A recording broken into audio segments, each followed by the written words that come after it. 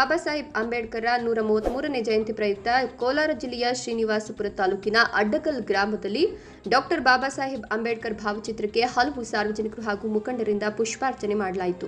ಈ ಸಂದರ್ಭದಲ್ಲಿ ಮುಖಂಡರಾದ ನರೇಶ್ ಮಾತನಾಡಿ, ಇವತ್ತು ನಮ್ಮ ದೇಶ ಪ್ರಜಾಪ್ರಭುತ್ವದ ದೇಶವಾಗಿ ಉಳಿದಿದೆ ಅಂದರೆ ಅದಕ್ಕೆ ಕಾರಣ ಡಾಕ್ಟರ್ BR ಅಂಬೇಡ್ಕರ್ ಅವರು. ಅತ್ಯಂತ ಬಡ ಕುಟುಂಬದಿಂದ ಬಂದು ಸಂವಿಧಾನ ರಚನೆಗೆ ಬೇರೆ ದೇಶಗಳೆಲ್ಲ ಸುತ್ತಿ ಎಲ್ಲ ದೇಶಗಳ ಪ್ರಜಾಪ್ರಭುತ್ವದ ಬಗ್ಗೆ ಮಾಹಿತಿ ಪಡೆದು ನಮ್ಮ ದೇಶದ ಸಂವಿಧಾನ ರಚನೆ ಮಾಡಿದ್ದಾರೆ. ದೇಶ ಸೇವೆ ಮಾಡಿದಂತಹ ಘಟನೆ ಯಾರು ಮರೆಯಲಾಗದಂತಹ ಸಂಗತಿ. ಸಂವಿಧಾನದ ಅಡಿಯಲ್ಲಿ ನಮ್ಮ ದೇಶದಲ್ಲಿ ಪ್ರಜಾಪ್ರಭುತ್ವ ನಡೆದಿದೆ. ದೇಶದಲ್ಲಿ ನಡೆಯುವ ಚುನಾವಣೆಗಳಿಂದ ಹಿಡಿದು ಕಾನೂನಿನವರೆಗೂ ಎಲ್ಲ ಅಂಶಗಳು ಸಂವಿಧಾನ ಪುಸ್ತಕದಲ್ಲಿ ಅಡಗಿವೆ. ಎಲ್ಲ ವಿದ್ಯಾರ್ಥಿಗಳು ಹಾಗೂ ಸಾರ್ವಜನಿಕರು ಸಂವಿಧಾನದ ಬಗ್ಗೆ ಸಂಪೂರ್ಣವಾದಂತಹ ಮಾಹಿತಿ ಪಡೆಯಲು ಸಂವಿಧಾನವೆಂಬ ಮಹಾ ಗ್ರಂಥವನ್ನು ಓದಬೇಕು. ಡಾಕ್ಟರ್ ಬಾಬಾ ಸಾಹೇಬ್ ಅಂಬೇಡ್ಕರ್ ಅವರ ಆಶಯಗಳಂತೆ ಎಲ್ಲರೂ ನಡೆದುಕೊಳ್ಳಬೇಕು ಅಂತ ಹೇಳಿದ್ರು.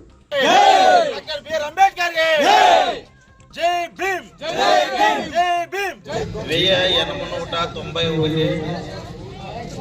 1891 ఏప్రిల్ 14వ తారీఖు డాక్టర్ బిఆర్ అంబేద్కర్, రామ్జీ స్థన్పాల్ వాళ్ళమ్మ, భీమాబాయి తాయి వాళ్ళమ్మ, 14వ బిడ్డ డాక్టర్ బిఆర్ అంబేద్కర్.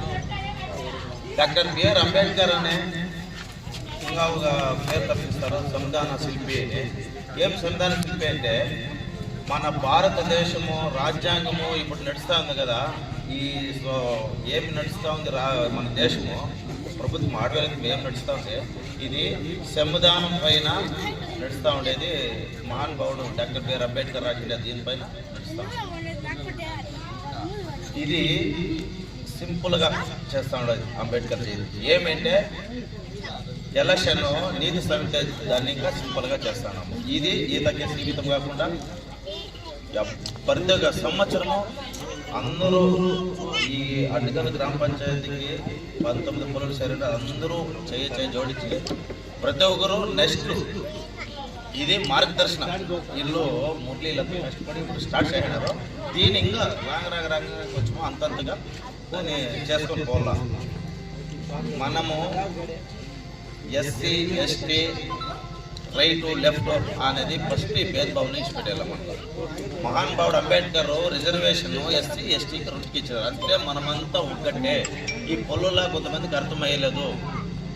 మాకి మీరంతో మేము అంతే, ప్రతి ఒక్కరు అంతే. ఆ మహానుభావుడు శిక్షణ, సంఘటనే, పోరాట అనేది 3 ఇచ్చినాడు. 3 ప్రతి ఒక్కరు మనము దీన్ని అలవడించుకొని పోవాలి. దయపెట్టి మన అంబేద్కర్ జయంతి ఇంత మాత్రమే సీమితం కాకూడదు. మనము అంబేద్కర్ సాధనలు కొంచెం తెలుసుకోవాలా.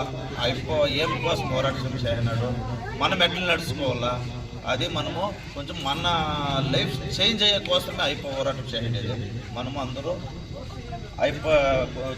చెప్పినట్టు కొన్ని మార్గదర్శనాలు అనేది తీసుకొని చదువుకొని మనము మన బిడ్డలతో ప్రయోజకులు చేయాలనేసి ఈ 4 మాట్లాడే